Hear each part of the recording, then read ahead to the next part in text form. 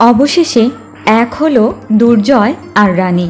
গল্পের শুরুতে দেখা যায় দুর্জয়ের ঘরে রিতম আর দেবু প্ল্যান করে রানী আর দুর্জয়কে রেখে দরজা আটকে দিয়ে চলে যায়। যাওয়ার আগে দেবু রানীকে বলে, এবার তাড়াতাড়ি দুজনকে হ্যাপি অ্যানিভার্সারি উইশ করে দাও।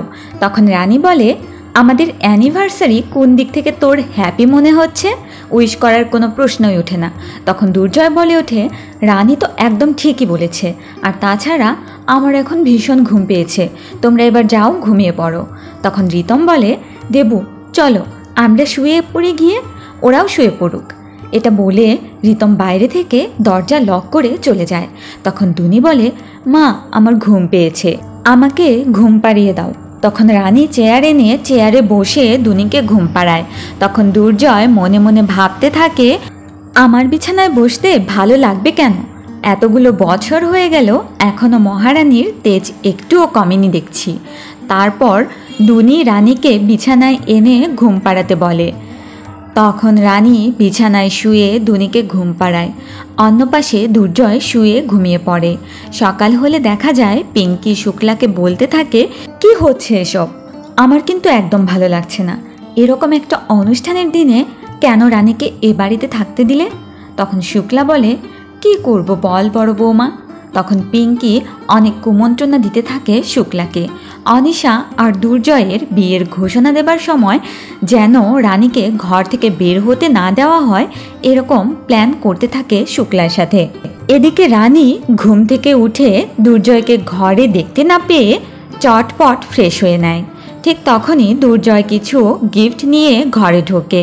তখন সেগুলো রানীর সামনে রেখে বলতে থাকে, এই প্যাকেটগুলোর মধ্যে দুনির জন্য কয়েকটা জামা রয়েছে, যেটা পছন্দ হয় সেটা ওকে পরিয়ে পার্টিতে নিয়ে এসো।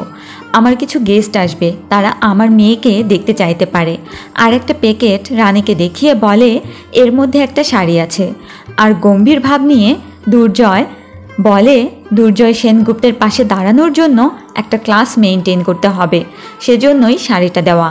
তখন রানী রেগে গিয়ে বলে, এতগুলো কথা শোনানোর পর তোমার মনে হয় এই শাড়িটা আমি পরবো? তোমার আর আমার চিন্তাভাবনার মধ্যে অনেক ফারাক, আগেও ছিল এখন আরও দ্বিগুণ হয়েছে। তোমার সেই ক্লাস মেনটেন করার জন্য তোমার দেওয়া শাড়ি রানী দেব রায় পরবে না। তখন দুর্জয় বলে, এই শোনো, ডাক্তার হও আর যাই হও, এখনও তুমি আমার স্ত্রী, এই শাড়ি তোমার পরতেই হবে। এসব বলে দুর্জয় ঘর থেকে চলে যায়। অন্যদিকে বাড়ির অন্য সবাইকে দেখা যায় অ্যানিভার্সারির জন্য দেবু আর রিতম সবাই মিলে ঘর সাজাচ্ছে চুপি চুপি। তখন দুর্জয় দরজা বন্ধ দেখে দরজা ধাক্কাতে থাকে। দুর্জয়কে কোনো রকম ম্যানেজ করে সবাই নিচে চলে যায়। সন্ধ্যায় দুর্জয় ঘরে এসে দেখে দুনিকে রেডি করা হলেও রানী রেডি হয়নি।